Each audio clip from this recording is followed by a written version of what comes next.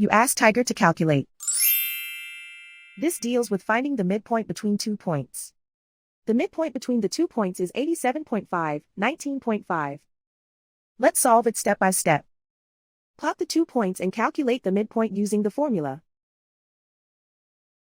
The coordinates of point 1 are, x1 equals 83, y1 equals negative 37.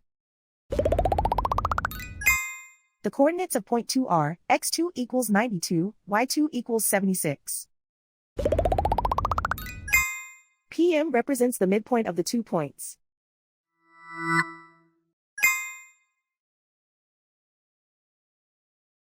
Use the x values in the midpoint formula to find the midpoints x.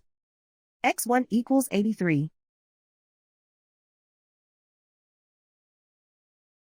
x2 equals 92.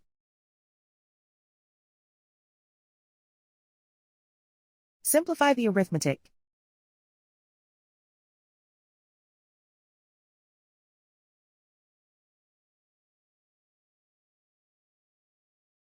Use the y values in the midpoint formula to find the midpoints y. y1 equals negative 37. y2 equals 76. Simplify the arithmetic.